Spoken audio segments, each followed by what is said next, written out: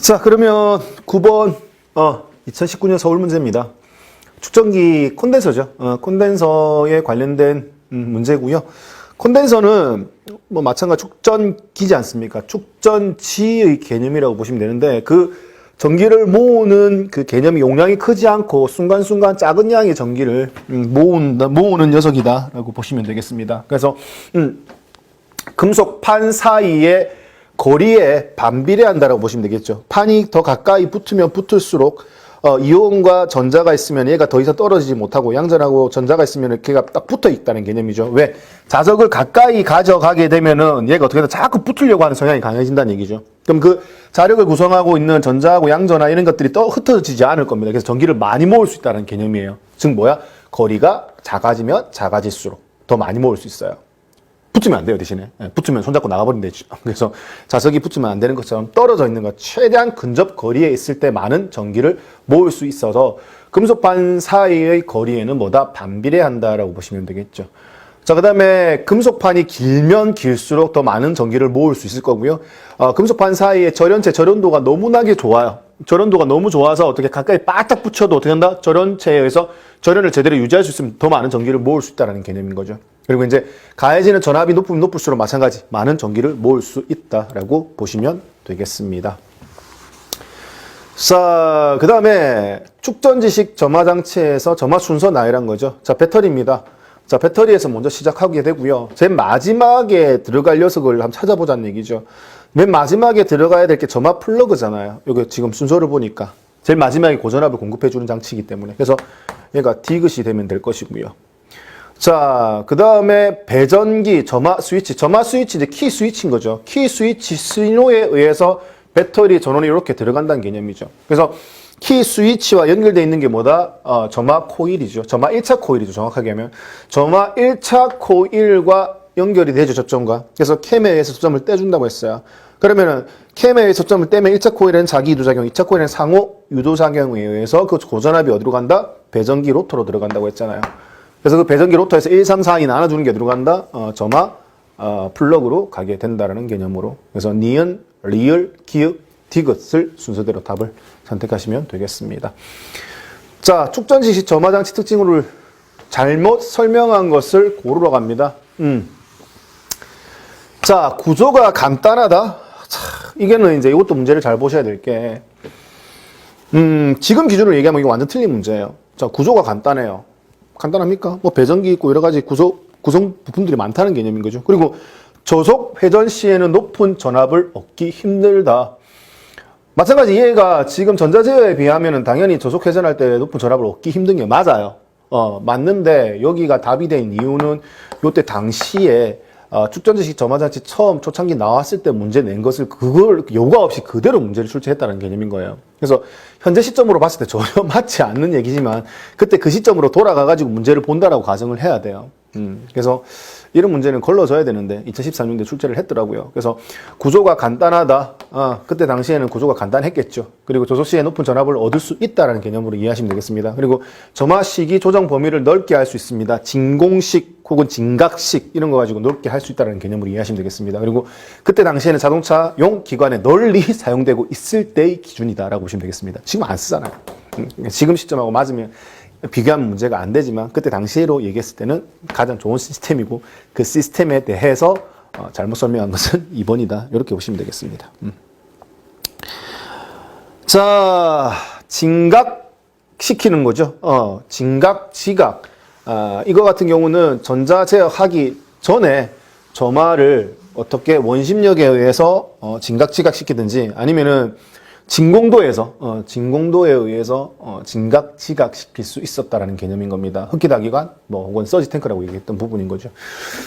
진각 점화장치는 엔진 전자제어 장치가 장착되지 않은 차량에서 사용됐던 게 맞습니다. 자, 우리 전 트랜지스터의 로터라고 기억나실 겁니다. 자, 로터가 이렇게 십자 모양으로 되어 있을 때 이그나이터라고 하는 감흥부, 이렇게 십자가 지나갈 때마다 고전압이 발생이 되었죠. 뭐에 의해서? 홀 효과에 의해서. 고전압이 발생이 되면 이 고전압이 딱 발생되는 순간에 어떻게 베이스 접지 않는 게 역방향으로 어떻게 전압이 생기니까 흐르지 못한다라는 개념으로 자기를 끊을 수가 있었습니다. 그래서 이건 요 문제 때문에 뭐 반 트랜지스터식 전 트랜지스터 기본소에 넣었다고 보시면 되겠습니다. 크게 깊이 있게는 보지는 않으셔도 되지만 전체적인 개념은 알고 계셔야 한다라는 겁니다. 자, PIP 스위치가 요 로터하고 이그나이트 감흥부의 스위치를 얘기하는 겁니다. 온오프, 펄스, 전압, 펄스로서 점화장치 크랭크 축의 위치를 알려준다. 전자제어 장치가 정착되지 않았을 때 사용했기 때문에 위치를 굳이 알려준 시점으로 맞지 않는다라는 개념인 거죠. 그래서 답을 3번으로 선택하시면 되겠습니다. 문제가 뭐 현 시점하고 참 맞지 않는 과거의 문제다 보니까 이런 오류가 일부 발생될 수 있다라는 부분을 참고로 알고 계시면 되겠어요. 그래서 이런 문제를 보면서 지금 과거에 썼던 지금하고 비교해가지고 이거는 지금 비교했을 때는 답이 아니야 뭐 이런 문제가 다 있어라고 얘기하실 게 아니라 이 문제를 보면서 그때 당시 시점에서 이렇게 되는구나 그 원리만 이해하고 넘어가시면 되겠어요. 자, 고에너지 점화 방식입니다. 자, 고에너지 점화 방식부터 이제 전자제어가 접목이 되었다라고 보시면 되겠죠. ECU가 들어옵니다. ECU에 입력되는 신호, 크랭크 각 센서 1번 상사점 센서로 어떻게 한다? 점화하는 시점에 대한 그 기본 개념, ECU가 판단할 수 있었다라는 겁니다. 그래서 파워 트랜지스터 베이스 원료를 제어했고요. 이 베이스 원료를 제어하는 거에서 점화 플러그에서 불꽃을 제어할 수 있습니다. 그래서 요 외에 뭐 하나 더 추가하자면은 크랭크 각 센서, 1번 상사점 센서, 걔가 어디로 간다?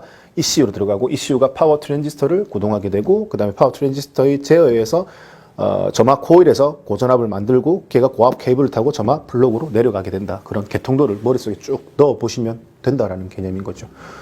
총매 변환기 생뚱맞잖아요. 그죠? 자, HEI 방식입니다. 자, 반도체 트랜지스터 쓰는 거 특징이죠. 진동이 잘 견딥니다. 그리고 극히 소형이고 가볍습니다. 특징이죠. 내부 전압의 내부에서의 전압 강화와 전력 손실이 적어요. 코일을 쓰는 게 아니라 반도체 스위치를 쓰기 때문에 훨씬 더 전력 손실이 적습니다. 내열성이 좋지 않아요. 그죠? 온도에 잘 견디지 못합니다. 그리고 이제 순간적인 전기 충격에 약하기 때문에 순간적인 전기 충격을 주면 안 된다라고 얘기했던 부분 기억나시죠?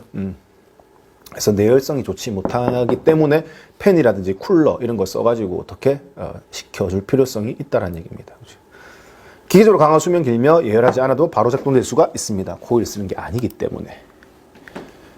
자, 또 TR이죠. MPN을 많이 쓴다고 했죠. 이렇게 세 개로 구성되고요. 베이스, 그러니까 단자 어느 것과 연결되는지도 정확하게 구분을 지을 수 있으셔야 된다 했죠. ECU는 누구? 베이스 가져가고요. 그 다음에 점화 1차 코일에 마이너스하고 컬렉터하고 연결되지 않습니까? 그죠? 연결되면 1번 상승에서 신호를 기준으로 제어한다. 맞죠? 뭐 이미되는 신호 얘기하는 거고. 컬렉터 나오네요. 컬렉터는 점화 코일 마이너스 코일 들어가는 데가 플러스 쪽이고 코일 거쳐서 나오는 데가 마이너스니까 마이너스 단자와 연결되며 베이스 신호에 의해서 전원을 제어될 수가 있다라는 개념인 겁니다. 이건 맞아요. 이미터는 접지와 연결되는 건 맞는데 베이스 전원이 인가되는 순간 불꽃이 되는 게 아니라 인가되었다가 뭐 끊어지는 순간에 우리 축전지시 점화 방식에서 스위치 점이 떨어지는 순간에 불꽃이 발생되는 것처럼 전원이 끊어지는 순간에 불꽃이 발생된다 해야지 맞는 표현이 된다라는 겁니다. 자, 같은 개념이고요. 맞는 거. 자, 이미터하고 접지죠. 이미터, 접지. 컬렉터는 점화 코일에 1차 코일에 마이너스. NPN형 많이 씁니다. 그죠?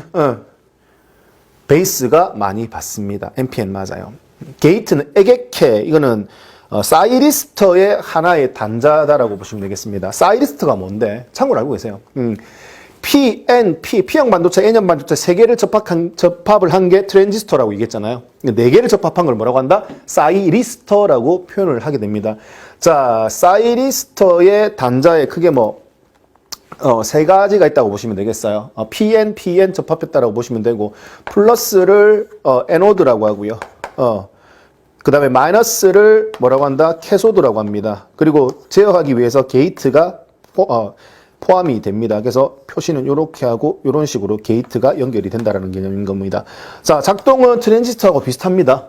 마찬가지 게이트의 신호가 있으면은 에노드에서 캐소드로 전류가 흘러가는데, 자, 트랜지스터하고 다른 점은 뭐냐? 에노드에서 캐소드 전류가 한번 인가되기 시작하면 게이트 신호가 끊어지더라도 계속 전류가 흘러가요.